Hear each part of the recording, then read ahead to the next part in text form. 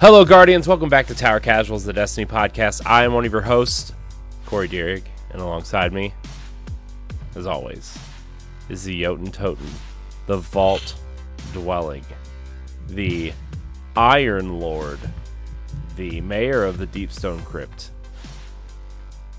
the one, the only, favorite co-host on the Citadel, the Conqueror, Josh Finney. That's right. I'm not going to let you live that down. We're putting that in. I know. And maybe by this time next week, I'm going to have it gilded. Should That's I call the objective. you the Gilded Conqueror? No, because the only way I can get gilded is if I go in and I spank the corrupted, and that is Here's it's a the tall thing. task. If you do that, you're gonna have to wait 2 weeks to hear that from me, though, because I'm not gonna be here next week. So it's okay. That can be a glorious intro It's to true. the next season. The Gilded Conqueror, the disciple, the chosen one. He I'm will gonna- bring balance to the force. Next season, I'm gonna retire some of the old nicknames. Right, It's time. it's time. it's time to retire Mayor of the Deepstone Crypt. Probably, it's time to retire probably Jotun Toten. I have used Jotun significantly less over the last 2 years. Even with the Catalyst now, I'm just like, okay.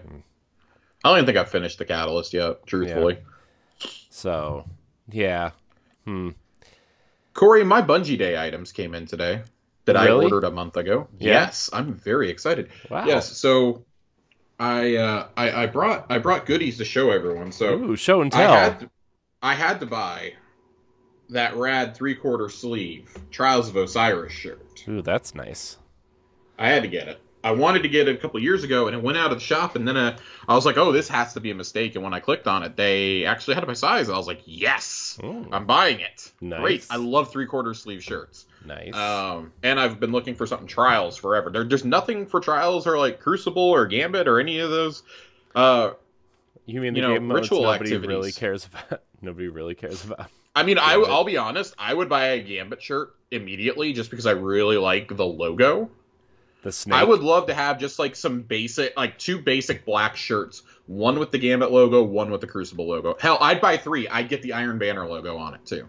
Yeah, that's fair. I would get shirts for each of those. Like $15 shirts, bam, go for it. So I like my Witch Queen one so much. I really wish I'd gotten the Forsaken one back in the day. Yeah. I know they did Gambit and Crucible ones, but that was when I was taking a pretty significant break at the time. Mm-hmm. And when I came back, those I feel should just be in the store no matter what. But speaking of items that have come back, Ooh, things that haven't been there in years, you guys know I love my pins. you do. I love my pins. They brought the Armory series back, the last series of them that they did, and for the guns at least, I think they've done some helmet ones since, but they did a set where every one of the weapons in it is a pinnacle weapon from the year of Forsaken. So from Forsaken, Black Armory, Joker's Wild, and Season of Opulence.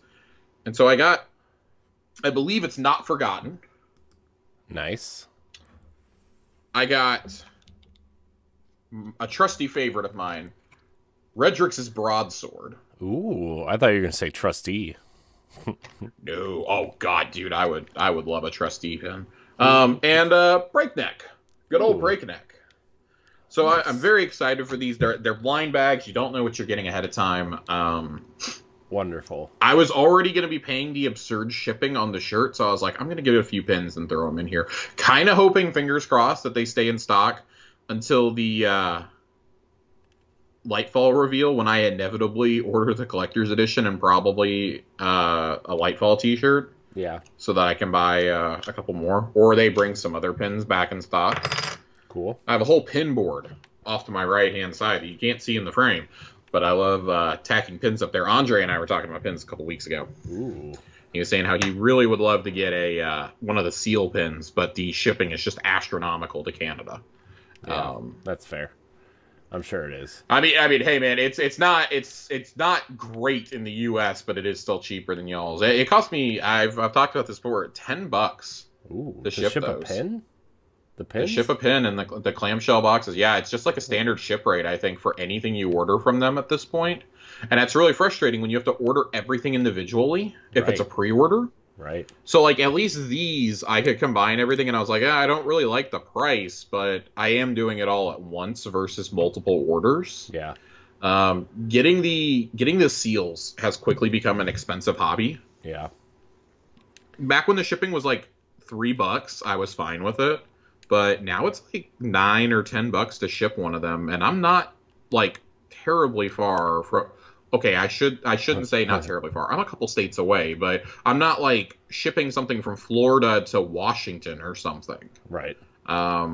It's bad. It's real bad. I really hope that they get a different merch company now out there under Sony, because the store quality has just not like in terms of like the items that I've gotten. I have had good luck with my items, but I know a lot of people have had issues. I've had issues with shipping with them. Mm-hmm. I mean, my order was just chilling for like a month before they decided to send it. I don't know if they like maybe had to reprint the shirts, which would make sense. Well, But like, remember it was when I pre-ordered I think it was the second Grimoire book from Bungie. yes.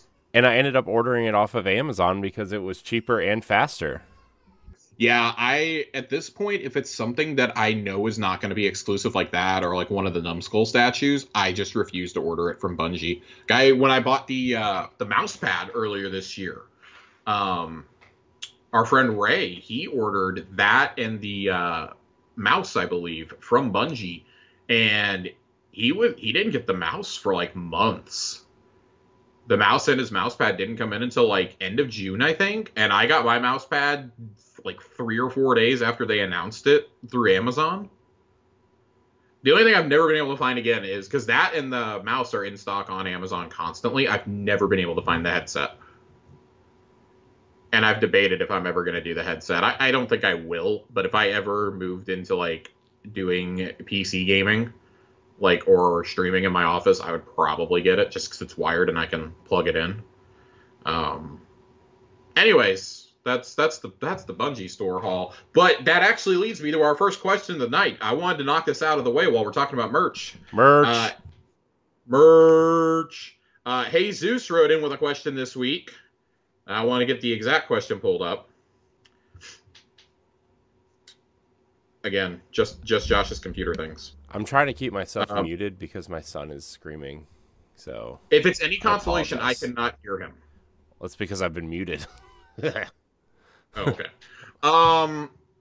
Jesus writes in and asks, what other Destiny exotic would you want a nerf version of? My choice would be Sweet Business. Let's go ahead and get this out of the way. I think all of us would like a Sweet Business. Yeah, that would be pretty awesome. That'd basically be a walking Gatling gun. Yeah, it's pretty awesome. I would also like a Sweet Business, thanks. Yeah, I would say Sweet Business. So in a non-Sweet Business answer, I would probably want one of the sidearms. I think those could be really fun. Like a rapid fire sidearm would be fun, or something like a Crimson. Well, yeah, I don't know how you would do the 3-shot rapid fire, I guess. Exactly. And that's my problem, because like that's what I would want. Is the 3-round burst. Yeah. I think something like, I actually have an easy answer just because it's my favorite gun in the entire game. Well, then go ahead and give it to me. I would get a hung jury, like a scout rifle type thing. Scout rifle, yeah. Meet a multi-tool would be a good one. Yeah. I guess like when I'm thinking and I think of like an iconic Destiny weapon, like, I mean, Gallarhorn, obviously, and like them making a Gallarhorn and making like custom ammo for it, yeah, like kind of throws like any sort of like realistic expectations out the window, because it can happen if you dream it up. I would love to see them make a trace rifle somehow. I don't know how you would do that, but I would like. It could be a water gun. That could be like a super soaker. Yeah, give me a Divinity water gun. That's what I want. A super soaker. I don't want a Nerf gun. I want a Divinity super soaker. Yeah, let's do it. Get it in. If we get Destiny super soakers, I swear to God, I will do a stream from a relative's pool. Will you do a stream? I will do a live stream Yeah, I will do a stream of the stream. Just the I stream, though. promise. Just the tip of the gun and then just the water coming out. It'll be me sitting on like will I get like a drifter pool float for me to sit on? Yeah. I'll do it. I swear to God, I'll do it. That Don't sounds put like it past me. that sounds like something you and Ray would do in like a pool, like drinking beers, just like shooting each other with Destiny squirt guns. That seems like something you guys would get together and do. I mean, honestly, like the Super Soakers would actually be easier to do than Nerf guns if you really think about it. Yeah. Oh yeah. So that'd be cool though. We're expanding this beyond just Nerf products. They're going to be anything that Hasbro owns. I want a Divinity Super Soaker. Wait, does that mean we could get like weapons that transform into Guardians, like an Ace of Spades that transforms into Cade? Because Hasbro owns Transformers. Yeah, I was about to say. So you want a Transformer now? You guys may be going that's weird, but they did this with Star Wars years ago. They had Star Wars Transformers. Yeah, they also did it with Marvel characters for some reason. They also They did it with Ninja Turtles. Like, yeah, give me it all. I don't care. I would do that. I could do that. So I want a Divinity Super Soaker. We want a Sweet Business Nerf gun. Telesto just doesn't work. So Nerf makes bows. Can I get a Leviathan's Breath? Yeah, why not? Because that's like the most probably unique looking bow. Yeah, do it. Why not? Okay, give me that. Now, if we're really gonna get crazy here, could Nerf make me a high-end, high-quality Hive sword? Ooh. I know that Bungie did one for Bungie Rewards a few years ago. I don't know the quality on that, and I kind of regret not getting it to like hang up with my shield. But if I had like 4 or 5 lightsaber style things in this house, I might actually be in trouble. Yeah. That or honestly, just give me Dark Drinker. Give me Dark Drinker. Oh no. as a Nerf sword. Yeah, that'd be cool. If you made those like high quality, like just high quality, I don't know, like the best of the best materials you can get, and you charge me like $120 for a Destiny sword, I would probably buy it. Well, I mean, remember the Gears of War Lancers that came out, and they were like $250. So did they actually like fire Nerf bullets or something? They made one that did fire and one that didn't. I have the ones that don't. So I would, man, if we expanded this to like video game franchises in general, I'd be in a lot of trouble. I mean, you think of all the cool weapons in general, like Halo weapons, Gears weapons.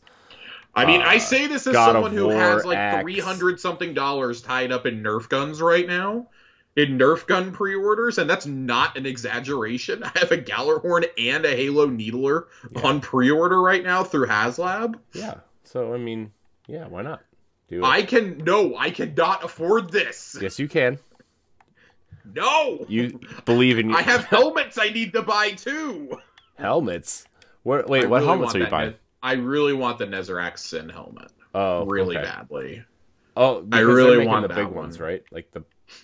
Yeah, they made the. They're still scaled, but they're pretty chunky. Yeah, because I almost they have a $70 Shaxx one. I'm waiting. So the helmets they've done are Celestial Nighthawk, Shaxx, and Nezarec Sin. Right, but they did do a Nezarec Sin, like a bigger one. Didn't they do a Celestial Nighthawk bigger one also? Yes. Yeah. So I mean, I'm waiting on the Saint 14 one, but I kind of want the Shaxx one. So the Saint 14 one, hear me out. Conspiracy theory time. Spinfoil hat. Yep. I don't think they're doing a Saint 14 because Bungie did a Saint 14 helmet replica back during Season of Dawn as one of the rewards you could buy. Gross. Again, one of the only things I've regretted not ordering, but it's like I look at where I was financially, 2-3 years ago, and I'm like, oh yeah, I really could not have tied up like $100 in a helmet replica. Yeah. That was at the beginning of COVID. I would have been completely screwed. Yeah. Yeah. Yeah, I think about some of the Bungie rewards I've missed over the years, and it's like, yeah, a lot of them are like from pre-season of arrivals. In fact, everything is pre-season of arrivals. I think that I missed out on that I wanted. It's like, it's almost like our fortunes changed when copious amounts of overtime started coming in. Right. But Corey, Yeah. we have other things to talk about tonight besides just my horrible spending habits. Well, I mean, we do, but I'm also like waiting for the Shaq statue to go up for pre-order and seeing if it's really $120 when the other ones were $70. We're waiting for it to go to Amazon, just Yeah. like we're waiting for Amazon for the $10 off coupon on top of that. Yeah. And like they're taking Numbskull's taking votes on which character you want next. It's got to be Saint 14. Saint. I always pick 3. I always pick Saladin, Zavala, and Saint 14. Those are the characters. So my problem with Zavala's boring. I know, but the only thing they made was that 6-inch McFarlane piece of garbage because those toys are way overpriced for what they are. So hear me out here. We both criticized the Drifter statue the most out of the 4 that they've released because like his face looks weird. Yeah. I want only helmeted characters like Saint. If you're gonna do not Saint, if you're gonna do Saladin, please have him have his helmet on. What is his helmet? Even I want look him. He has it in the Rise of Iron prologue, I think. Does he? Some of the promo art for Rise of Iron, he's definitely wearing a helmet. Wait, hold on. No, so you said Saladin's helmet. Yes, Saladin. I was not thinking Zavala. I was thinking Zavala for something. I was like, No. Zavala has a helmet? Oh, gross. I would like to see a Saladin one if he has his helmet on. Mm-hmm. Who else? I'm like trying to think of who else would make a good. So like him and Saint, obviously. Mm-hmm. If you can make faces better than maybe Zavala. Yeah, they gotta work. Although like, my dream one, and I've said this before. Mithrax baby, it's time. Give me a deluxe statue of him and Saint with their guns out together. yeah, that's what I want that too. I want them wearing T-shirts that say "Suns out, guns out." You know what would be really cool, Josh? Would be pre-reveal Crow with the mask. You could do Crow with the mask. Yeah, you could do Crow. What with if you the could mask. remove the mask? What if that was an option? I would like that. The one character that doesn't have a helmet that I think actually would work really good is Osiris because he has like that Bane looking mask on. Yeah, that's why I think. And all you see is his eyes. I think that's why Eris looks good because they have half of her face covered. Yep. Eris looks really good in person, by the way. Like, if I ever saw it in person, like physically in my hand, not like somebody just sending me a picture, then I would probably be convinced. Yeah. So for right now, I'm going to go ahead and say it's a good thing that I haven't seen any of them in person outside of LC that I ordered. Yeah, LC's great. LC's still the best one by far. I have the I have the Cade I'm one. a sucker for 2 things in life, and that's pins and books. It gets really dangerous when it gets to those, but I really do love my like premium collectibles. Yeah. Like if they're really sculpted well, which I think that the LC one I think is still the best overall. Yeah, she's definitely the best one. It's the most detailed. No Time to Explain looks incredible on her back, and I mean the price point when it first came out. I mean that thing was like $60. Yeah, it was 70. A great price. It was 70. Yeah, it's gone up in price. Oh, they've raised it's the gone price down in price on Amazon. Really? So I know I got mine on sale on Amazon when it first came out. When it first got announced, I was like, oh, man, I thought it was only through the Bungie store. And I was like, it was in a bundle at first. And I'm like, I don't really want to buy it with a Steam code. I don't have Steam. She's 70. Cade I think I got mine for 60 after tax. Cade is 60. So. Eris is 60. And Drifter is 55. They're trying to clearance out Drifter. Yeah, Joe and I were talking about it back on Bungie Day, or Prime Day, I guess it was, and they had a coupon to get like $10 off the Cade statue. He's like, Josh, would that finally get you to order it? I was like, No, because I have the Cade's Last Stand little like crappy thing that they did at GameStop Like the that I got on little clearance a few years ago. guy, I mean, or it's not. No, it's like this tall. It's the just one where really he's like lightweight. this standing on top It, of something. It's like the gold, like the gold. It's like a gold color. Is that one? it's like a bronze Yeah, almost, bronze. and Yeah. he's it's him firing Ace of Spades. Mm-hmm. It literally was like called The Last Stand or something. It was some pre-order bonus that they did at GameStop if you bought Forsaken through them. They did like some sort of bundle. Mm-hmm. It was like that and some other like crappy stuff, and I never wanted any of that. I was like, oh man, the Cade thing would be cool to get, but I'm not paying like $30 for that. They clearanced them out at my local GameStop a couple years ago before COVID, like 6 months before COVID maybe. And he was $7. Wow. I paid $7 for that. He proudly sits in my living room now, just, kind of covered up by some better looking collectibles, so you can't get close and tell that he weighs like 6 ounces. But it's great. Cool. You know what else is great, Corey? Destiny. When we start hearing things through the rumor mill, through the Twitterverse, about changes coming to the game. Yep. Now, for those who may not have been around for our policy on like leaks, I will not overtly discuss anything like last year's infamous paste bin. We went over some bullet points of that, left out the story stuff, of course. That is the most I will ever talk about, is like maybe if we like hear about game mechanics or like something returning, like a raid returning or a specific map coming back, something like that. That's the most I will ever discuss, and it needs to be like a significant amount of time out. Be semi-credible, right? Like, I'm not just going to go around reading every 4chan rumor or anything like that. Like, it's got to come from, like, someone that I would think is at least, has a fairly decent track record. I debated with Corey before the show if I was going to bring this one up, but I think we should, because it was talked about last year at some point. I did hear talk going around, and Bungie themselves even said they were looking into alternatives for the power leveling system. Mm-hmm. So the latest thing that we've kind of heard over the last day or two is that power levels may finally be going away in the game, and that may be like a big thing that they're announcing on the 23rd.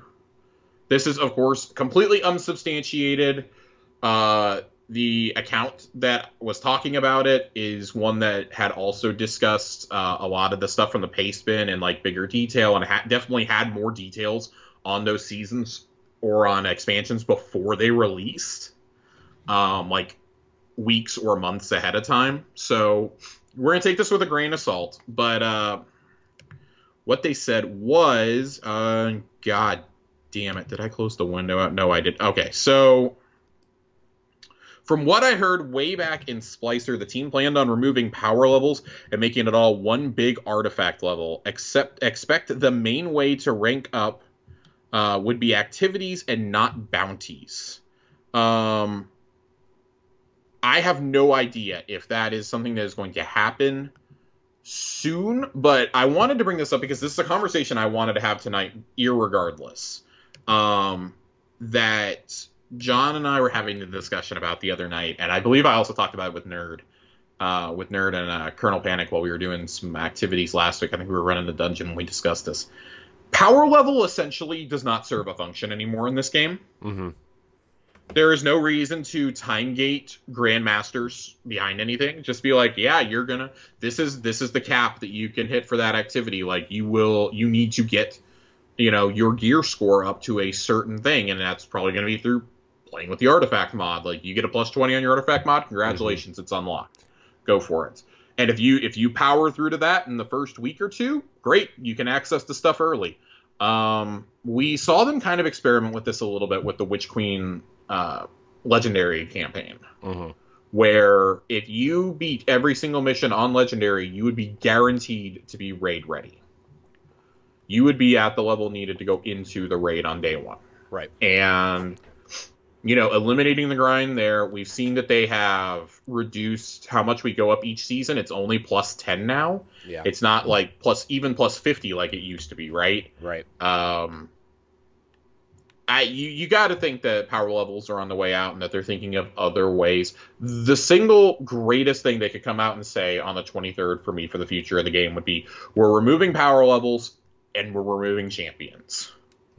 They're not going to remove both. I'll be honest, for the long-term health of this game, they need to remove both. And here's why. If they hadn't done the legendary campaign in Witch Queen, I would suck it up with the champions, but they have now demonstrated that they are capable of making challenging content without champions. I think Duality, until you learn the encounters, shows you are capable of doing this without champions. Mm-hmm. You know, enemy density is the thing, right? Like, okay, so you adjust a few things, and, you know, instead of throwing champs in, you throw in some extra yellow bars, you throw in some more mobs. Right. There are definitely ways to do this.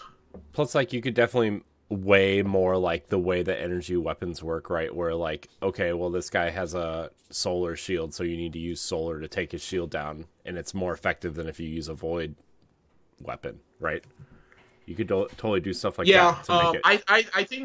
I think to do things like, when you look at Grandmasters, and so many of them have match game, champs, extra champs, all three types, that severely limits what you can do. And this is my own personal conspiracy that knowing my luck is going to be completely proven wrong within the next 7 days, judging by my track record. But they said a while ago that starting in Season 18, which is, you know, starting in 2 weeks, that we would know which exotics had champion perks built into them.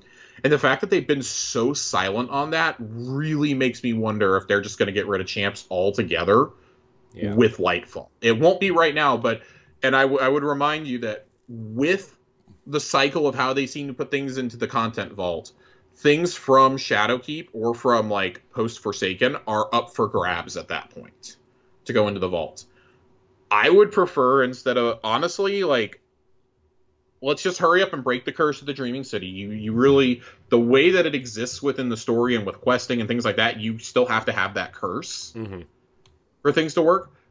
Get rid of the dream, unless you're going to cleanse it and just completely change it and change how you earn certain things. I don't think there's too much that's still tied to the Dreaming City, frankly, at this point. But the curse is such an important part of how that works. Unlock a new area of it or something, or vault it. Yeah. That's what needs to be vaulted. Do not vault the moon. I think at this point, the campaigns from Shadowkeep onward need to stay in the game. Yeah. If you're going to really tell the story of the Witness's arrival, I think the moon needs to stay in the game. I don't like going to the moon. I outright hate it. I think the Shadowkeep campaign sucks. But that first mission and the last mission are actually kind of important for us to understand where we're going. Yeah, especially that last mission. Yeah, I would even argue the first mission, because that's when you see the pyramid. I agree too. I agree with you too. I just, you know. Yeah, but the Shadowkeep, I wish, man, there's so many things that, like, in hindsight, I guess, I just wish, like, why was, you know, it's like, why wasn't it like this from the beginning? But, you know, whatever. Yeah, and I mean, we've talked about before what we think Goliath is, because it seems to be a Destiny project launching alongside of Final Shape.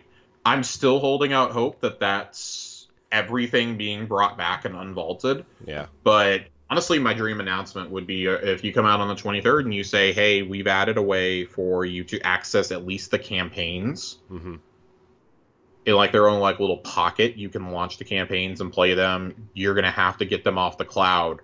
But this is why we kind of asked you guys a couple weeks ago to write in and tell us what platforms you play on. I don't want to make it seem like I'm throwing y'all under the bus, but consoles are becoming more readily available for longer amounts of time. Especially, like, and I know it's not, like, the premium option, but, like, the Series S. I know video cards are becoming slightly easier to find. Right. It's time. Well, you saw that report. You saw that report for the Series S today, right? Where, like, no, I didn't. I've been out of pocket almost all day. So the Series S is going to be let's see, Xbox Series S becomes more powerful thanks to new console update. The June developer update across Windows and Xboxes, enabling Series X to become a bit more powerful. Microsoft says hundreds of additional megabytes of memory are available to use on the console, which should help developers bridge the gap to Xbox Series X performance, at least a little bit. So, I mean, if these updates kind of make changes to these consoles, right? I mean, they could. Yeah, so we kind of knew that was happening. Microsoft has a little bit of like AI machine learning inside the architecture of the X and S, and they're unlocking more cores to be used. And I would wager the PlayStation has the same thing. If you have Mark Cerny developing your console, you're not going to not do that, right? We have now reached a point, though, where Bungie really has to make a decision here. And I stated before that I felt that Witch Queen was originally supposed to be that deciding point. I have no proof or basis to offer you on that other than it's a gut feeling. But you are now at a crossroads where if you don't announce that you need to have a new gen console or upgrade your graphics card ever so slightly on PC, upgrade your minimum specs, that you're going to be left behind. And it's not that I want to leave players behind. It's just you either have to do it now. You have to make the announcement in 2 weeks. You have to make the announcement on the 23rd to give people that 6 to 8 month window, because we don't know when in spring it's going to launch. We're all assuming it's going to be February. I'm kind of thinking like mid-March is probably when we're going to get it. I think it is going to be slightly delayed. Every expansion has been delayed for like 3 years, so I see no reason why this one won't follow suit. And that's not knocking Bungie. It's just like, hey, if you need the extra like month or two, you need the extra month or two. Right, especially because that's, I mean, January, February, and March are so front-loaded anyway. Yeah, I mean, we've talked multiple times about how busy the spring is going to be, but I do think the further you get into spring, the more problems you're going to have. So I think that Bungie has a choice to make here. See, I would argue that if you kind of like waited till like maybe like the beginning of April, you would miss all that. I think that the big unknown for Bungie is, and it's funny because Bungie, so Sony/Bungie now, Microsoft and Nintendo are like kind of in a standoff with each other. Like Microsoft and Nintendo are really in the standoff, but now Bungie is the third party to this because they're having to watch this also. Microsoft is trying to figure out when to launch Forza Motorsport, Redfall, and Starfield. Nintendo, and I mean, let's be real, Microsoft knows that whatever they drop Starfield and whatever day Breath of the Wild comes up from Nintendo, those games are going to dominate the conversation. Nothing else can release those days. That's it. Those weeks and probably like the week after that's it. It's over. It's done.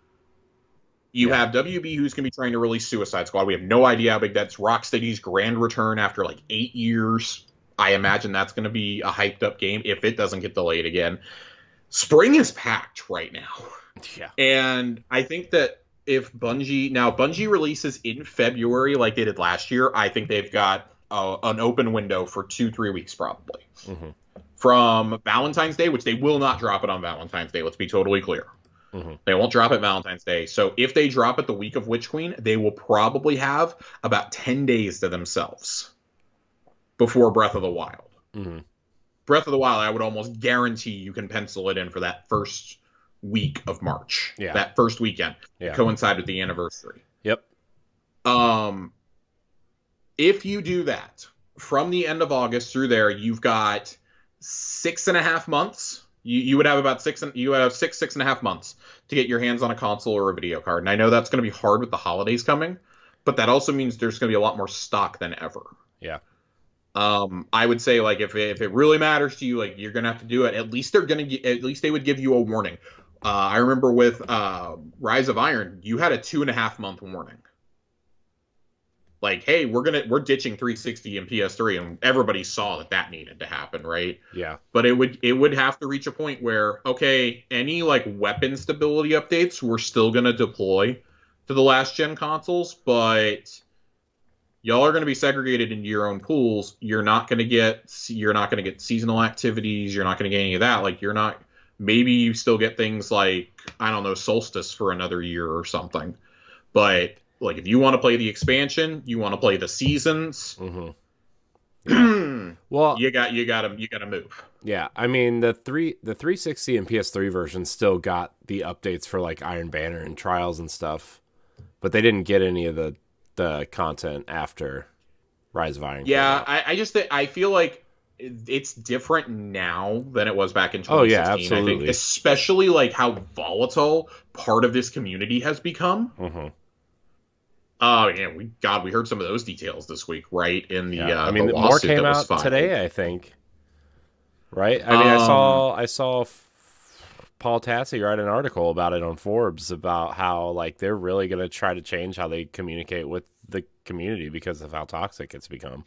Yeah, a lot of it came out on like Tuesday and Wednesday of this week, and Paul wrote his article today, I believe. But basically, it comes down to Bungie was getting like credible, legitimate threats. Like their people were getting doxxed.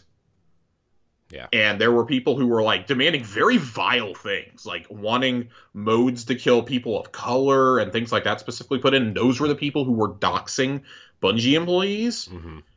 And like we're proving it almost right away by like one of the messages was like enjoy your pizza, and 5 minutes later a pizza delivery person showed up. Jesus.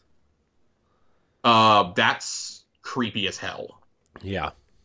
And I mean, I don't want to make any assumptions, but you can kind of deduce who that was probably targeted at. Mm-hmm. And we know exactly what it was over. They swatted a Destiny streamer. They swatted Amaze. And that's just there's no fucking words. So like if I'm Bungie, I'm almost not wanting to communicate with this community anymore after how, and it is a small section of the community overall, but reacted to, basically chased Kevin Yanes off Twitter, has sent repeatedly harassing, threatening messages to devs, to the community managers, to the official accounts, etc.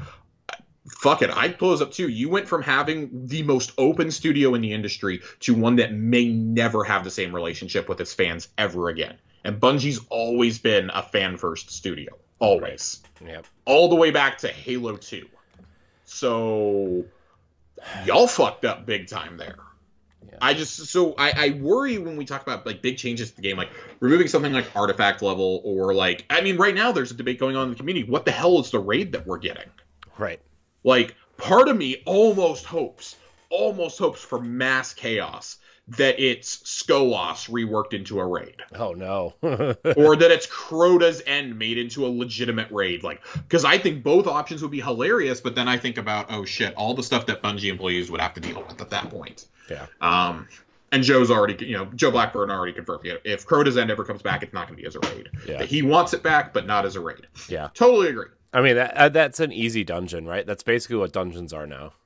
Yeah, it's essentially a dungeon. Like that, I would argue Eater of Worlds and Spire of Stars all could have been dungeons. Mm-hmm. Basically what a raid layer was supposed to be. Yeah, I was going to say, like, what like raid layers were supposed to be like the original idea for dungeons, and then they... Yeah, I think it was just a bad name. Yeah. And they obviously adapted with Forsaken and gave us the Shattered Throne. Could you imagine if they tried to build the Shattered Throne as a raid? Oh, no. How mad people would have been. Yeah. Dude, that thing... It's just, I look at this and I go, man, I wouldn't want to talk to this community either at this point. I don't want to. I mean, like... I was afraid to wade into some Reddit threads today after the TWAB. I was genuinely afraid to go into a few. I would also say, like, anybody who feels that, like, the community is too negative, like, the overall community, unfollow and, like, mute a lot of Destiny stuff. Right. It's so much better. If I see somebody being rude in, like, the first couple replies to a dev or somebody I follow, or, like, Dylan or Liana or somebody like that, I'm just like, oh, you are so easy to block. Add you to my block list. I don't even want to mute you. I just don't want to see you. I don't want to see your name up there. I don't want anything. I've muted a bunch of people I used to like in the community. Like, not because they're doing bad things, but because it's just always negative no matter what happens. Yeah. No. They're mad that they can't bang out an entire season in the first, like, day. Right. And I'm like, guys, it's a slow burn game, but they've been clear, like, they want you to play other things. Like, that's why you have challenges and you have story parts to get through each week, and they kind of give you the back half to enjoy the fun event, like we've talked about, where, like, okay, unwind with something like Solstice or Festival of the Lost, Guardian games, Right. Dawning, whatever. Go bake some cookies. I mean, I think their system right now is actually pretty good. I wish they would change the ways. Like, I wish they would change some of this events around.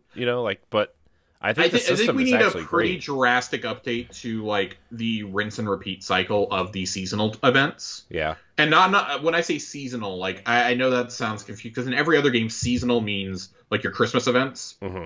So getting an arena mode and some story every season is kind of getting old. I don't mind arena modes, but like last year I really liked how they did it because it was you had the Wrathborn hunts, which nobody enjoyed, but you could easily solo. You could easily solo those. Yeah. You had the battlegrounds plus you had 4 battlegrounds and a new strike get added in Chosen. You had the Splicer arena along with Expunge, and then you had the Astral Alignment. And it's like, okay. Oh, and it's also worth noting that we got the Hawkmoon and Dead Man's Tale quest lines as well. Yeah. We got those missions, we're kind of like mini dungeons, I would say. You could bring those back in the future and say, oh yeah, these are short dungeons. Again, enemy density, no champions. And you could make those, those were testing grounds for mechanics. And I think there's a way to do this. Like PvE, I think overall, like when I hear people say like, oh, Season of the Haunt, it's the worst season ever. Guys, do you remember Seraph Towers? This is significantly better than Seraph Towers ever was. I just remind everybody that the Curse of Osiris campaign existed. The Curse of Osiris campaign existed. Escalation Protocol existed.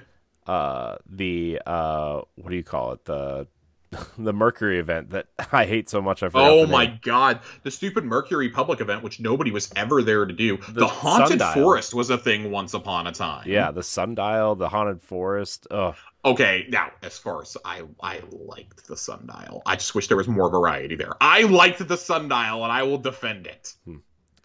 But that was like, when you look back to some of the early events that we've had, and people are like, when they say this is the worst season, I'm like, do you remember Seraph Towers? Do you remember the Vex Offensive? Do you remember, I mean, I don't think it was bad, but do you remember the Season of Arrival's moat banking thing that we did? Like, which wasn't bad. It was an improvement over Seraph Towers, and we were so excited for the story and everything else, and the vaulting was coming, but like, you look on that in retrospect, that wasn't great either. There's been more misses than hits. Like, this is not out of the ordinary. I think we had a couple of pretty good solid seasons there in a row. And like, I see complaints all over social media going, well, I don't understand why Bungie gets so excited and toots their own horn and, like, oh, this is going to be a great season. Like, man, even if the event is underwhelming, why don't you, if you don't like the season, don't force yourself to play the seasonal event. Play it to get the story, and then you can go do other things. I forced myself to finish this season because I really wanted the title of Reaper.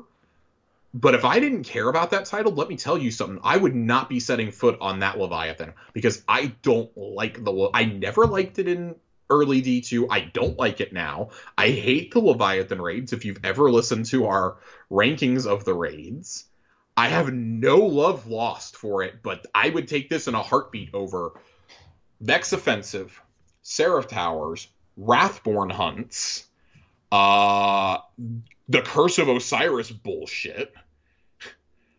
It's like up there with Escalation Protocol as something like, I guess I'll do. At least here you have the option to load into one that is going to be focused on people trying to do the event or one that is focused on people wanting to explore. Would I have liked a couple other areas of the Leviathan unlocked and not just through the Sever missions? Sure, you can reuse assets. I don't care. But I think this fits with their philosophy of if we bring back old planets, we want it to be changed. Yeah. I mean, look at Mars. I mean, not that we were there for that long, but like they use different segments of Mars this time around too. I mean, look at the Vox Obscura mission. It's literally Destiny 1 Mars is all it is. It's D1 Mars. Right. Yeah. They did the interior of the final building, and even that is just basically reused that. Like, I got news for y'all who are like, oh, it's just reused assets. What the fuck do you think game dev is? Yeah. What do you think every Nintendo game is made out of? Like, I'm sorry, reused assets, especially in a live service game, is something incredibly common. Now, you want to complain about the lack of PvP maps? I'll be there with you. I will complain with you. I think it's absurd. It's ridiculous. But you clearly had to rebuild that PvP team after it was gutted to go make however many games they're making now. Mm-hmm. That is clearly the team that got gutted. Yeah. Yeah, I mean, to me, like, I feel like, not that I'm a game dev, but I feel like throwing together a few PvP maps would be easier than building, like, some sort of seasonal story structure or something. You know, possibly. I think that you have to consider, like, the modes that can be played on it. I think you have to consider, can this be used for trials or not? Now you have Rift in the equation. Like, you have to think about, the symmetry of the maps. Like, as I've seen with 343, clearly map development is not an easy thing to do. Yeah, I think at that point you need to contract out some map development. Like, I've seen a lot. Yeah, if you can pry Certain Affinity away from the other 3 things they're already doing. Well, aren't they a studio like that? Yeah. Didn't 343 just contract them to do Halo maps again? So they already had them contracted to do the Battle Royale. Yeah. They did not do the maps for Infinite. We found out that 343 was using some studios over in Eastern Europe to make them, and all of them, when COVID happened, got kind of screwed because they can't work from home over there. Right. They just don't have the infrastructure. And now it took them forever to get up and running. And 2 of the studios, from what I heard, were in Ukraine and Russia, respectfully. So as they were getting back up to full strength, a war happened. Yeah. So they basically lost a lot of their multiplayer support development, from what I hear. But irregardless, 343 is so badly mismanaged, I could rant about that for hours. Clearly, Joe Staten just needs to be in charge. That's all I'm going to say. Joe Staten needs to be in charge. Josh's Halo rant is Josh's Halo rant. Yeah, it's a non-Patreon exclusive. It's right here. Yeah, I was going to make that joke, but I was going to say it's going to be a Patreon exclusive for the Patreon we don't have. It's going to be a Discord exclusive. Yeah. It'll be in Josh's It's Been a Week column. Oh, no. It's going to be 20 minutes of me being the most animated I've ever been after, 3... I'm going to get, a 6-pack of Miller Genuine Draft. Oh, just pound 6 MGDs and then bang it out. Be a cool segment on YouTube too, though. I guess what I'm coming back around to, I know we started out talking about power levels here, is coming back around to managing expectations of the community. I'm excited for the 23rd. I'm at this point, hey, if things get announced, they get announced. This is something that I feel was a common sense announcement. This leaving the legacy consoles behind. Yes, we are calling Xbox One and PS4 legacy consoles at this point. I think that that's okay to reasonably expect those things to happen. I actually would be pretty disappointed if we didn't get any mention on power creep, and I think also doing this, it addresses the power creep issue, right? I think that allows you to balance a little bit easier. It definitely will make PvP easier to balance. Mm-hmm. Because then you just say, oh, well, artifact level, we're gonna enable your artifact level in, or you just take away light level altogether, and because I think that's the only thing that I look at is, well, if you take away light level, you're gonna have to make it to where people can't go in and just spam, some of the legacy weapons like Mountaintop. Mm-hmm. Right? I think that's what they're trying to avoid, because that's what the Vault for sunsetting weapons was originally supposed to do. It pretty much was created entirely just to get rid of 4 weapons, in sunsetting. And I mean, maybe you could have I don't know, I know some competitive games have a banned list of weapons or something. Magic the Gathering has banned cards you can't use in tournaments, so do Pokemon and Yu-Gi-Oh! Could we do something like that? There's a banned list and you can't go in with a banned item. And it's literally just 3 things. It's Revoker, Mountaintop, and Recluse you can't go in with. Yeah. I don't know. I feel like there has to be a middle ground here somewhere. But Yeah, I don't know. I mean, I'm fed up with I'm fed up with like the race for like to get ready for a day one raid. I'll be honest, like knowing that I'm already that the power level that you have to be to do King's Fall or Wrath or whatever it ends up being, Skolas's no good, very bad day. right. Whatever you decide to call this raid, you have to be 1560. Yeah. You don't even have to be 70, which is the pinnacle cap this season, and will be the floor next season. You only have to be that. You have to be 1560. Mm-hmm. That's all you have to be. Mm-hmm. That is the greatest news you could give me. Yeah, I don't know. I just don't know how that would work, and that's probably why we're sitting in offices talking in our home offices talking about this instead of designing them for designing games like Destiny. But like, right. how would that even work? Like, how do you take away a leveling system in an RPG? You know what I mean? I mean, I guess like, man, I don't know. Unless you just made your season pass level your level, but then like you're gonna have to pay to level up now, right? Like, I don't know. I just don't know. So so here's the thing, like you don't pay. So from what I gather of how the artifact works, and if anybody has actually done a season where they did not buy the season pass, please write in and tell me so I can correct this next week. But I believe you still get the artifact levels no matter what. You don't get the mods, I think is how it works. Like you still get the artifact, you don't get the season pass associated with it. Like it used to be tied to the season pass. Well, yeah. Well, like I know that the leveling in the season pass, like you get those experience boosts throughout the season, right? And then you don't get those if you don't buy the season pass, but there's still like the free version, right, of the season pass that you don't get the event stuff with. So I actually have no idea. Somebody please tell me, if you've played a season without buying the season pass, what is that like? Because I'm never going to take that. I actually think I might have one friend who's done it. I'm going to reach out and ask him. Man. Yeah, I just don't know. I feel like I feel like anybody that listens to the show probably buys the season pass because they're invested in the game, right? So that's so interesting now that I'm like second guessing myself now.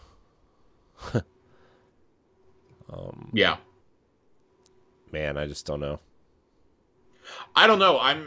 But either way, if artifact level change or if power leveling gets announced with a major change on the 23rd, because like at this point, I don't know what all you're going to drop for us on the 23rd. Like there's so many different things. We've already done a predictions episode, but like in terms of like actual mechanics, you could announce changes to. Like this also feels like a good time to drop a state of the game, which we haven't had in a year and a half. Mm-hmm. It feels like it's time for one of those. Literally, the last one we got was February 2021, I believe, and that's when they preemptively told us that Witch Queen would not come out until 2022. Mm-hmm. So I feel like this is the time. This is the time to talk to us. Like, come on! It's been a year and a half since Joe or Justin really wrote anything, and it would give them time to address a lot of things. But that's what we generally use as a roadmap also, right? Like, here's things that are coming down the pipeline in like 3-4 seasons. Instead of spreading it out over multiple TWABs, like we had the Crucible changes announced, we're going to change the Glory playlist like 3 seasons ago. We heard about that. That change still isn't coming until we heard about that before Witch Queen, or right after Witch Queen came out, I guess. Those changes to comp are not coming until season 19. So until like November. Right. That's wild. Yeah. That is absolutely bonkers to me that we knew about that far out. Now, granted, we knew about Trials changes were coming like 3 seasons out before it actually happened when we got that state of the game. Mm-hmm. There's just, that way back then is when we heard about the plans for new Crucible maps. That's when we heard about, we're going to do reprise map, reprise, new. Like, they're going to start ping-ponging after that. Like, while they build the team up. And it's like, oh my God, we knew about that 1.5 years ago, and we've gotten one new map. We've gotten one new map out of all this. Mm-hmm. Today's TWAB is going to, and in fact, whatever, we're going to the TWAB. We're going to go to the TWAB because while we're talking about things that we know about way too far in advance, and to give you an idea of how far out they're planning things, there is a vote, a community vote for an emote that is, or not an emote, for an exotic ornament that's going to go out on August the 16th. There's going to be an email sent. So they're telling us about this a week and a half in advance for whatever reason. I don't know why you're telling us a week and a half in advance, but okay. I mean, I wonder if it ties into the event, the end of season thing. It doesn't. It hasn't even been designed yet. That's the wildest thing here. They said they've chosen a community artist to do it. And I do think this is a really cool initiative, by the way. This is not me knocking it. I think this is really cool. A community artist is going to design an exotic. My personal thought is that they probably asked the designer, what are 3 weapons you'd like to design an ornament for, off of a certain list.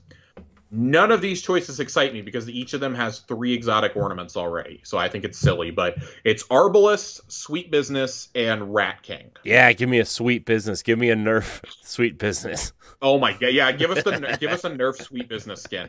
But they're gonna design this, okay, once the winning has decided. Here's a look at the full process, they say. The community votes on which exotic to pick through email starting on August 16th. Community artist creates 3 weapon ornament concepts for the winning exotic. Community votes to pick their favorite weapon ornament exotic. Winning ornament goes into production and is released in-game as early as Season 21. Oh, gross. 21? We are wrapping up Season 17 right now.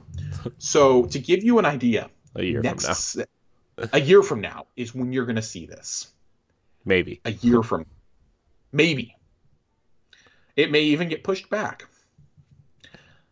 That, unless you're going to do one of these votes every single season, which I think at that point you probably need to, okay, is absurd. I saw a proposal for this. I saw somebody suggest this on, I believe it was on Reddit, and I like that Cosmo was the one who replied to it. They said they were the one who pointed out that Rat King, Arbalest, and Sweet Business all have 3 ornaments already, and 2 of them got a new ornament either this season or last season already. Yeah. Can you let the community pick from a list of exotics in the future? Because there are so many weapons that either don't have one or only have like one, and it's a bad one. Right. Like, can we please pick one in the future? Let us vote on them. Yeah. And he says, hey, this is the first time we've ever attempted something like this. We're definitely down for that in the future. I'd like to see it happen. There's a lot of exotic armor that have no ornaments, but I have like 3 fucking Celestial Nighthawk ornaments. Yeah. I would like to see a better Saint 14 ornament. There's only one. We've already talked about that one. Bungie, that's money waiting to happen, baby. Yeah. Call me, I'll pitch you. You know what would be really cool, by the way? Yeah. Saint 14 helmet design, like whatever happens to Osiris, like if he dies or if he doesn't die, whatever, like a design that would kind of put some inspiration from Osiris into Saint 14's helmet. Make it like almost Egyptian looking. Yeah. That could be really cool. I would like that. Anyways, continue. I would still like to see an exotic helmet for either warlocks or hunters. Like, I feel like his look works. His head look, at least, looks slightly better for a hunter. I would love to see a helmet concept that is just Osiris, like the Helm of Osiris or something. I'm shocked that did not become some sort of exotic. I mean, remember when we got Helm of Saint 14, it was assumed that Saint 14 was dead. Maybe we get it after Osiris dies. Yeah. There's a dark thought. But this is how far out that they're planning things. And like, I like this, and I would not mind if every single season we were voting on something. Like, make it an armor piece next time. Like, you're gonna get an option. You can choose between, we're gonna do one for Titans, Warlocks, and Hunters. But like we have to that one. If they told us that they did that, I would be okay with saying like, oh, that's going to be several seasons away. Like this season, we're going to let somebody design the Titan piece. Next season, it'll be a Hunter piece, and so on and so forth. But you guys decide: do you want chest pieces? Great. Here's your choice for like each one. I think that would be like something, and I know that's another step in the process. But like Cosmo said, they're waiting to see how this goes. They want to see the feedback. And they understand, like, okay, we get that people probably are not happy with the choices here. Yeah, no shit, man. Yeah, Rat King? I could not care less about that. Or Sweet Business is basically just slapping a shader on the gun. If you could put shaders on it, those would all be useless. Like, I want an exotic ornament that like fundamentally changes the look of the gun. Yeah, not just slaps a coat of paint on it. Right. Like something like Tractor Cannon, like how the Tractor Cannon does it, how the Christmas Xenophage ornament. Right. I mean, even Outbreak Perfected has ornaments that change. Outbreak Perfected has some of the best weapons, though. Some of the best weapon ornaments, I think, like Divinity. The ornaments for that perfect it. Like it repairs it to what it would look like in its pristine prime version. Right. The Sky Perdition ornament that came out the same week that the gun released. Like, you know. I think that there are options here, but you have to be willing to actually see those options. Like a lot of the exotic ornaments just kind of suck when it comes down to it. I think the armor ornaments are way cooler, and I feel like that's what people are seeing most of the time. Like even Gallarhorn, though. Like look, they had 2 ornaments ready to go for Gallarhorn. They're doing a 3rd one with the Nerf gun. Right. I wouldn't be shocked to get another. Like if we don't get a Christmas Gallarhorn ornament, I'll be floored. Right. I'll be absolutely floored. Like that just feels like it's money waiting to be made if you make ornaments for Galley. You know, your most iconic weapon, and you're going to make ornaments for it. Right. Like, oh, that's my other answer to the Nerf question, Jesus. I want a Xenophage. I just want to fire like a supersized dart at somebody that like it can just like knock a kid on their back like just by hitting them in the head. Xenophage like, is just ka-thunk, ka-thunk, ka-thunk. Xenophage is just a paintball gun at that point. Comes with a CO2 compression tank. Xenophage is a beanbag gun. Yeah. Oh God. But yeah, so I guess while we're continuing on with the TWAB, well, let's talk about some more future changes that are coming. Yeah. We're having too much fun this episode not talking about. Did you? Okay, I have to ask because we talk about Iron. We're gonna talk about Iron Banner for a minute.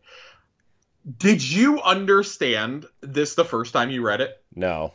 I'm still a little confused. I've read it. I think I've read it 3 times. I'm glad I'm not alone. John picked it up the first time. I read this at least 4 times today, and I'm still not completely convinced that this is actually the Iron Banner mode because of contradictions that are made later in this post. Yeah, I'm a little confused. I'm not going to lie to you. Yeah. So, let's talk about Iron Banner for next season, because why the fuck not? Sure. It's still like 2 months away. Let's talk about it. Yeah, sure. Why not? We're adding the ability to gild the Iron Lord seal with the next batch of matches in Valis Forge's honor. Great. It's probably going to be easy as hell to earn this seal next time, too, in terms of scoring points. Because you won't have to be dunking that goddamn Rift Ball. Thank God. As for what else is new in Season 18, let's talk about streaks. While working on Season 18's Iron Banner well before we launched Rift, kind of, showing they're working like 6 to 9 months out, we knew we wanted to come back to something more familiar after a season of objective-based gameplay. Great. We like mixing it up. Some of you have been asking to play Clash and Iron Banner for a while, so we decided to start there. We still needed that Iron Banner twist, something that makes it feel unique. The core vision started with a conversation that sounded like, what if when you went on kill streaks, Saladin shouted, he's on fire, and you lit on fire. And maybe when you got a kill, he shouted, boom shakalaka. And from that chaotic conversation, Eruption was born. What is Eruption? Eruption is Clash with energy boosts based on kill streaks. It was affectionately called Streak Mayhem internally before we gave it a real name. During Eruption, killing your opponent scores 1 point and a normal amount of energy. After that, when you get your second elimination in a row without dying, assists count 2, you become Surging. You start lightly glowing, kills start generating 10% super energy, 20% grenade, melee, and class energy. You score 3 points per kill. That is insanely better for the scoring triumph than fucking Rift. When you get your 5th kill without dying, you become Primed. You begin glowing brightly. Your team goes on the hunt. Everyone on the team gains 5% super, 10% ability energy. You now gain 12% and 5% grenade, melee, and class energy per kill. You score 3 points per kill. Sounds great. So who wouldn't want to be primed? Well, you have a 15-second timer on you. When that timer reaches 0, you erupt. Erupting kills you, which resets your streak and ends the hunt. Getting a kill resets the eruptions timer back to 15 seconds. You are then marked for both teams so everyone can see right where you are. The other team gets 3 points for killing you. More than one player can be primed at a time. Now, on paper, this sounds awesome. This is basically Clash mixed with Momentum. Mm-hmm. But, like, supercharged. This is essentially supercharged from COD. Mm-hmm. That's what this is. Mm-hmm. I am all the way here for it because I have long asked for something that is in the opposite direction. It's basically Mayhem, but you have to, like, still do gunplay. Right. I guess is probably the better. It's like, it's Mayhem with gunplay and the energy gains of Momentum. Like, this is great. This is an ideal mode for somebody like me, I think. Because I really like how this sounds. Here's where the confusion comes in, though. I want to read this before we have the full discussion. We are excited to get Eruption into everyone's hands, and we hope it continues to illustrate our desire to bring a new and unique experience to the Crucible and Iron Banner. One of the things we learned with Rift in this current season is if we have a brand new mode, like the most recent iteration of Rift, introducing it to everyone in a high-focus environment first highlights inevitable issues that any multiplayer game has. Instead, we are going to be moving forward with the zone control plan, introducing it as a low-pressure Crucible lab first to make sure it performs as intended in a real-world setting. Then and only then do we bring the new mode to Iron Banner, albeit with a unique twist. We will come back to Rift Control and Rift for Iron Banner in the future, but expect a familiar mode with a unique experience in Season 19. Now, who else is confused by that paragraph? I mean, I'm still kind of confused, but it sounds like it's coming to regular Crucible first, and then... So that was my interpretation, but nobody knows. Because people were literally asking the community managers on Twitter today, like, guys, is it zone control or is it eruption that is coming to Iron Banner? Because you make it sound like it's going to be zone control there at the end. We're thinking it's eruption, and let's be honest, it's probably eruption.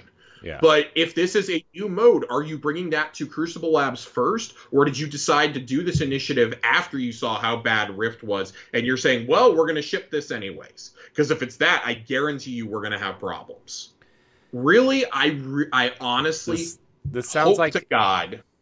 This sounds like it might be like a rotating weekly mode, and then like when Iron Banner gets closer, they'll be like, hey, this is the mode we're going to use. Like, if I think it might depend on people's response, is what this sounds like. Yeah, it sounds like they're unsure if it's coming to Iron Banner or not. I'm a little worried. I'm still confused. I don't know if this is the Iron Banner mode for this season or not, and it's because of that last paragraph, and specifically the last sentence. Expect a familiar mode with a unique experience in Season 19. This is not Season 19 coming up, is it? No, it's 18. It's 18, right? I'm not right. Off my rocker here. No, it's 18. The current season is 17. I have it pulled up right here on my Xbox, literally on in the corner over here. So I'm absolutely confused here, and if this is another typo, so help me fucking God. Like, I shouldn't sound as upset as I am, but this is a recurring theme where information is not presented clearly. Like, there is a lot of room for misinterpretation here. I feel like they are saying it's eruption. But adding in that stuff about zone control without outright saying like, our plan is for this to be, this is the plan going forward for new modes. If you would have just added that line in there, I would be less confused. Yeah, I mean... If you're going to use zone control as an example, don't throw that in with the explanation of a new mode. Make it something else. I don't know.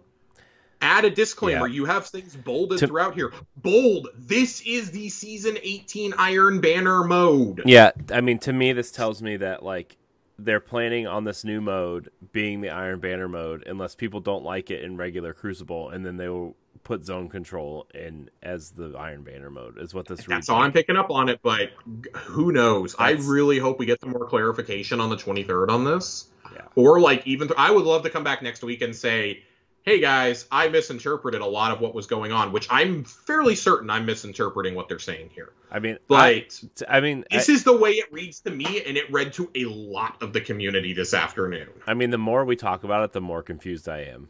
Yep. You know, I mean, and maybe I'm dumb.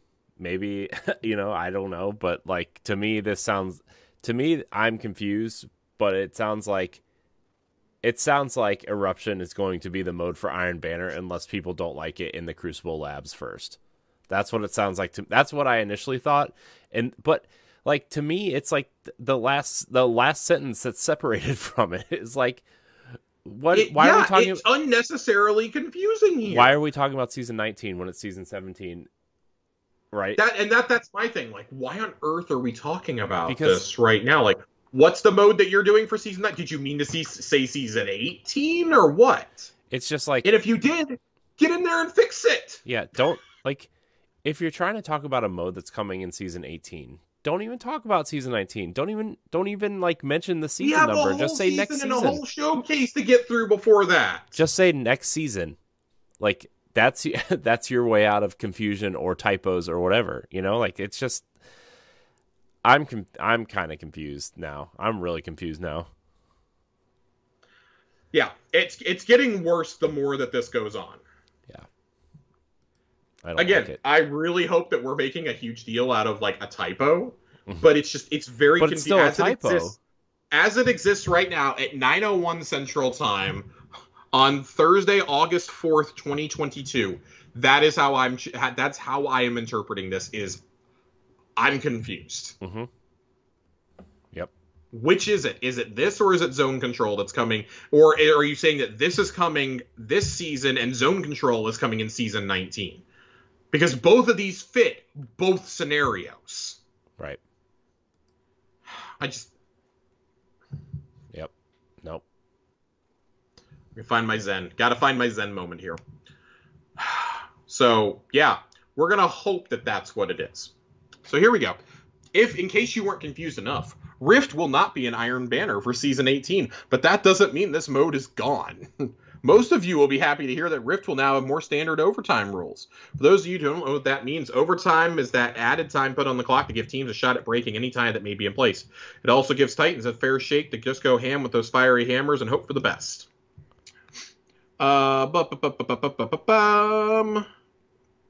We know that change can be hard, especially unexpected change. Communicating changes we don't know will work out, communicating future plans when there's no hard date, and bouncing between opposing player bases all contribute to the complexity of the PvP-verse. But this is a wonderful conundrum we are committed to. For now, this is what we're happy to share with players, and we think this information is going to be exciting for many of you. 1.5 million players played at least one match of Rift, and over 300,000 of you managed to reset your rank, and 150,000 reset it twice. We hit a few people just right. One player reset their rank 17 times. 17 Iron Banner resets in one season. What the fuck is wrong with you? Who has no life? Are you okay? Do you need to talk to somebody? And it says they did it in only 55 hours in game. And another played over 133 hours of Rift during Season 17. The community was also able to expose some flaws in the mode. We already had a number of fixes go live in Rift, like making it so games ended properly if a spark was dunked late, or if the spark could always be picked up. Also made a few tuning changes, including the 3-score mercy rule, and dropping the base time mode to 8 minutes. Rift will not be an Iron Banner next season. It will be a weekly rotator in the Crucible in weeks 1, 8, and 14, as well as in private match. Alongside the more standard overtime rules, we also expect multi-spark to return in a future season. AFK protections have been updated to utilize Rift-specific events. Later this season, we fixed a bug that didn't allow you to always immediately dunk the spark if you picked it up too close to the Rift. For future seasons, explorations with 3v3 Rift will allow for use of smaller maps like Wormhaven. Oh, God. May also allow us to use slightly asymmetrical maps like Burnout. Fixing scenarios where one team can play keep away with the spark longer than intended. Lessening the black screen time after scores, furthering measures that skirt overt kill farming. The black screen, we'll see how this goes. The black screen. I actually scores. don't mind Rift that much, but man, I played enough of it to last me the rest of my life. I think to reset my Iron Banner ranks. Mm-hmm. Honestly, if we would have known it was going to be fucking Eruption, there was no way to know. I would have, along with most of those 150,000 people, probably sat this one out. Right. For the most part, because I find it hilarious. While we're on the subject of Iron Banner, y'all are going to tell us all this stuff and get us all confused and hot and bothered, and you're not going to talk about armor? I know. You're not going to talk about a new Iron Banner armor set? It's been a year. The images up here have the old Iron Banner armor in it, the current Iron Banner armor with the horns and stuff. This is the Warlock armor. That's the helmet. It's gross. It has been a year. Gross. I'm sorry. It's gross. I hate that armor. It has been a year. It's time. It's been a year. I am disappointed. What else? Do we have any more thoughts on Iron Banner? Other than armor disappointment? I'm just really confused. I don't understand. I really don't understand why this TWAB was written this week. I'm sorry. I'm sure it was written with good intent, right? Yeah. But I'm confused about next season. I'm confused what season we're on now. I don't understand which game mode is coming in. Some of that's a joke. I do know it's season 17. Okay. And I know next season is season 18. 7, 18, 19. But, yeah. I don't know. I just have nothing else to say, we'll say. I'm confused. Just give me new armor is all. Please. I'm begging you. Even if it's old armor. I don't care. Yeah. That's all. I'm done. Full stop. Period. I'm still just so annoyed. I don't see anything else that we need to talk about. Yeah, I don't either. Did you see the tweet? That there's a tweet going around today that said, "Don't take Zavala's sunflowers away. He looks happy." No, I didn't see that. Yeah, it was pretty funny. Yeah, there's nothing here. There's nothing else here. So, I do want to read the ending note here. We're prepping for an exciting showcase at the end of the month filled with surprises just waiting to be unveiled. For the immediate future, next week we'll be diving into more weapon changes, a little more showcase hype on how to watch, and more. And, really? I'm not expecting a lot going into this, but we are, again, we're two TWABs away after this from a new season. I like that they're kind of keeping Arc 3.0 close to the chest like they did Solar. I mean, I certainly wouldn't share any details early after how the community has acted all summer. But, man, I'd also start keeping weapon changes until, the week before, too, at this point, until a couple days before, so that way the freak-out period is eliminated almost immediately. Mm-hmm. People have enough time to get mad and then realize, we probably overreacted. Yeah. Okay, so I'm kind of looking this game mode for real this time.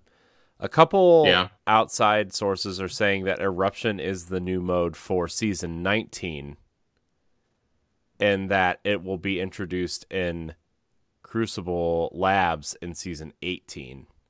That's how I interpreted it with that last paragraph. Yeah. But see, when not even outlets know, not even news outlets know what's going on here. This is bad. This is a pattern. This is a pattern that we've now gotten into of things not being clearly explained. Like, I'm sorry. Like, I've read this thing. I've read that specific paragraph. Now, like I read it another 2 times while we were sitting here discussing, just over in my mind, and I still I am not completely convinced that this mode is Iron Banner next season. I'm not convinced. I'm absolutely not convinced. So, PC Gamer says that it's Season 18's mode. GameSpot Radar says it too. Games Radar says it's Season 19 mode. I'm just reading a couple of the headlines. Yeah. I'm not clicking on the articles or anything. Oh my gosh. I've counted 3 19s and 5 18s as the new game mode. Destiny Game Tracker on Twitter says that Eruption is Season 19's game mode. Reddit still hasn't come to a consensus as far as I know. Benji on Twitter says I don't know when this new mode is coming. Nobody knows. Nobody fucking knows. Yeah. Nobody fucking knows. This is just rough. Hey Fritzy says this is worse than the Witness's face.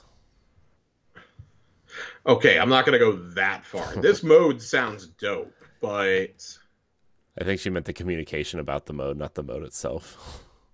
Oh yeah, it's bad. It's bad. I'm confused. So, anyways, Josh, bring us some happier, more distinctive, complete sentences for something else. Josh is just sitting here in disgust. He's so confused. I'm so confused. Like, everybody on fucking Reddit is confused too. I can't get over that. So yeah, here is one of the comments that I'm seeing here. Okay, it's pretty decently upvoted on the TWAB posting on Destiny the game. So is Eruption the game mode for Iron Banner next season? Is it not going through the labs process like the designer said new modes will? I'm confused. They say no rift or control for next season, so it's Eruption or something else. If it is Eruption, is this going to be thrown in labs immediately? Or are we just ignoring the promise of putting stuff in labs first and ignoring the disaster that was Rift for both times it was around? The next one that comes up is, my understanding is they identified their mistake with Rift as them introducing a completely different game mode to any of the existing scoring types without testing before putting it in Iron Banner. Eruption, on the other hand, is an existing game mode with some modified Iron Banner specific rules, which would be subject to special tuning, kind of along the lines of Iron Banner control, momentum control, mayhem, scorched, etc. I understand that, but everybody is I'm confused. Yeah. I'm absolutely confused. Yeah. I have no idea. I don't know. Somebody save Josh. God, I fucking hate everything. All right, we're going to Lore Corner. Where Lore nobody can hurt me anymore. Corner, nobody can confuse me here. That's actually a bold-faced lie, but I pre-screen these ahead of time to make sure I can actually talk about them. We're going to finish up Eris and Drifters lore. We haven't gotten around to finishing those yet this season, so I want to read those two. I want to read the last 2 this week. This is from the legs in the armor set this season. Elsie is not at camp and beyond. Perhaps another time, but Eris emerges from Transmat to see the Drifter alone, interrogating Elsie's strange floating companion. The Vexfish is back! Yes! It's back! It's in the lore! You think we're going to be able to buy it this time?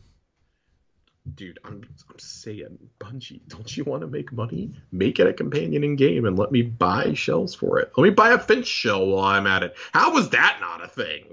All right. Anyways, I digress. I digress. They can't hurt me in Lore Corner. I think you should be. You should be able to buy every Guardian's Ghost, Like every, like you could buy. No, I should be able to earn every Guardian's Ghost. I think you should be able I to should do not both. have to pay for that shit. I should be able to earn it in game. Like you did Segura's shell. I should be able to earn this shit. Yeah. I also just like kind of want something that I don't have to pay for at this point. That's cool. Please. Wait. Thanks. All right. We're going back. We're going back to the pants. Well, what are you? Drifter points at the thing with distrust. Leave it be. The ziggurat awaits our experiment, Eris says, saddling a mostly materialized sparrow and blasting off into the snow across the frozen European flats. And don't touch my stuff, she hears Drifter shout at the thing as he follows after her. Frigid sleet stings Eris's face red atop the ziggurat. It is a welcome sensation compared to the prickling numbness that sticks her fingers. She grips a harvested stalk of the Aragor fungus tightly in one gloved hand. In the other, a hot flare disgorges plumes, of jade smoke. She lights the stalk at both ends according to the Drifter's instruction. Ashing spores furl into dense clouds that envelop her body, obscuring her sight in soot-blacked shroud until it blocks out all else. Faint whispers, a choral swell through turbulent winds, tone that forms words across the surface of her mind. You hear it, Drifter asks, his voice a whisper outside her awareness. The ziggurat resonates like a tuning fork. The vibrations themselves take shape within the smoke, and Eris is drawn towards somewhere distant and empty. She follows, and the smoke swirls with points of color like stars, separated by lonely rifts of black expanse. Echoes radiate from the black deep like graviton ripples through space. They wash distortion over the stars until breaking against 4 other points, 2 greater, 2 weaker, ghostly strands of incorporeal Aragor between them. She sees the pyramids of Europa, Luna, and Savathun's throne world as one, their structures melding and overlapping. The connections carterize in her mind like a vivid memory. Eris blinks and the sensation is gone. The stalk is ash in her hand. Black magic fuckery. That's my explanation here. Yep. This is darkness stuff, and I would almost guarantee this is teeing us up for season 18. Yep. At the very least, maybe it's like the PvP stuff. Maybe they're teasing us for season 19. Maybe they're confusing us on purpose. I don't know. They're talking about something else that's 6 months out. Who's to say? Who's to say? Let's move to the class item. Let's do it. You want to go where? Drifter's jump ship idles roughly behind him, the engine misfiring, clattering loudly as if ready to explode. Eris's ship purrs next to it in contrast. There is a connection between the points of darkness, signals passing back and forth to something beyond. Eris steps closer so her voice carries over the engine noise. The other pyramids may provide more context. The Drifter clicks his tongue and raises an eyebrow. Sounds a mite dangerous with Big Daddy Callus parking right over to him. Big Daddy Callus made it into the lore. Daddy Big Callus. Daddy Callus. Sounds like a shirt idea. I have a non sequitur to say after this, but I'm going to continue. Sounds off limits. Yes, but the Guardian leads raiding parties into Rolk's Pyramid in Savathun's throne world. We will use that distraction. And with that, Eris shoulders through him and trudges to his ship. Come, rat. Can we eat first? Explosions thunder within the throne world's pyramid as Eris and Drifter establish a camp in the sunken bog where Misama meets the pyramid's approach. The massive ship eclipses them, towering in fog. The extent of its edge is unknown to their eyes. Drifter's face is stern, clenched with a tension Eris has seldom seen.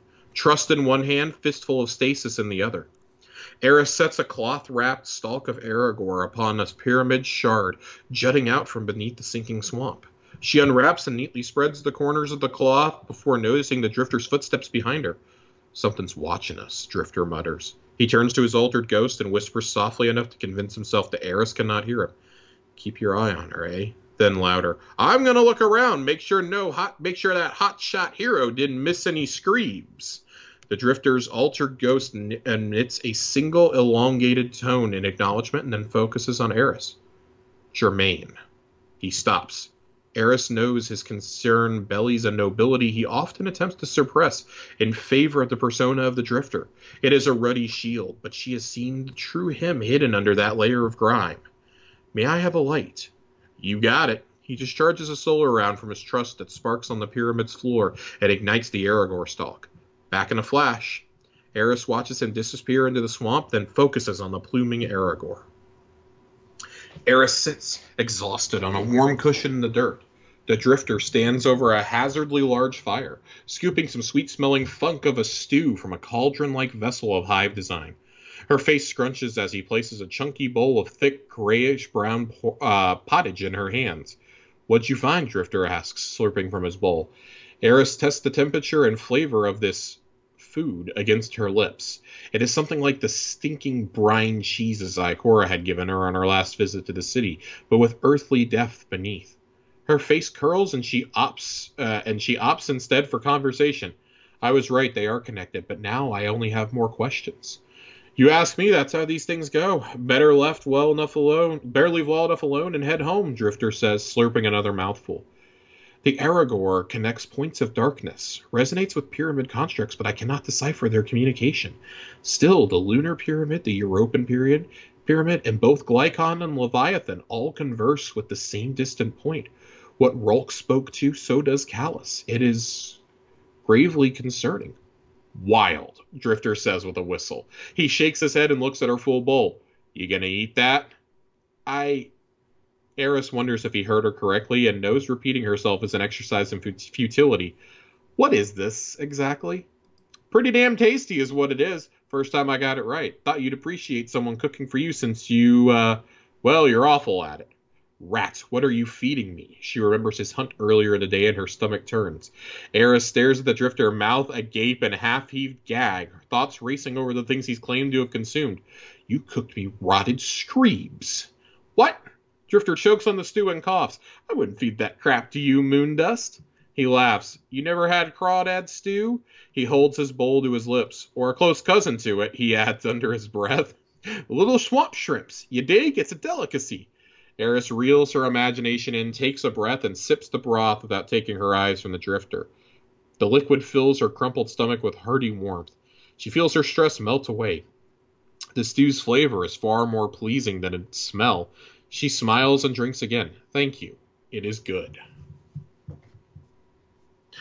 It's fucking wild. Wow. I mean, yeah, so they're up to something. We know that. It's a matter of, do they tell us in season 18, 19, or is this something that gets shown to us at the showcase?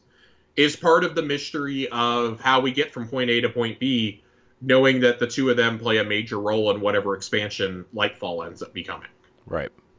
Is that possible? I feel like it is, to be honest. Or like some seasonal storyline even, maybe, I guess.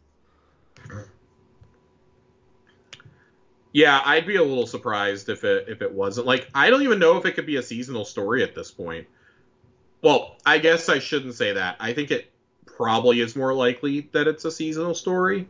Otherwise, man, you're teasing it pretty far out, and I think that's a difficult thing to do. Like, the further out that we get, to be dumping lore for something that's still like 9 months away. Right. Yeah. I don't know. But they're up to something. They're up to something. We know that they're in the Tangled Shore right now. So I wouldn't be overly shocked if that's where we go next season. But who actually, like, knows at this point? Yeah, I don't know. Who knows? We'll know in 2 weeks. We'll know if this actually means anything soon. Yeah. We'll see. I want to see Eris's eyes before she dies. Okay? I would like to see Eris's eyes. I bet they're green. I mean, I hate you. I hate you so much. Why are you the way that you are? I don't know. Why are you the way that you are, you monster? Corey, get I'm mad. Get me out of here. I want to thank everybody for listening to this episode of Tower Casuals, the Destiny podcast. New news, actually. Join the Discord. We have a Discord. Look for our posts on social media for an invite link. It's fun. You asked for it. We did it. So, yeah. You can follow us on Twitter and Instagram at Tower Casuals. You can email the show your questions, towercasuals@gmail.com. Josh, as always, thank you for your time tonight. Where can we find you? Besides crying in the bathroom alone, trying to figure out please Iron listen Banner. to the sounds of my tears and my confusion. At Josh_Finn 2 N's on Twitter. I'll probably continue to be vexed by this until we start the next season, frankly. Our Eris's eyes really green. You can follow me at IamCoreyNHD. Eyes really green. You can follow me at IamCoreyNHD on Twitter and Instagram. Yeah, you can check out new episodes every Friday morning. Subscribe to the YouTube channel if you listen on iTunes or Spotify. Leave us a 5-star rating or review. Really helps us out. I want to thank everybody for watching and or listening. And until next time, we love you. Goodbye.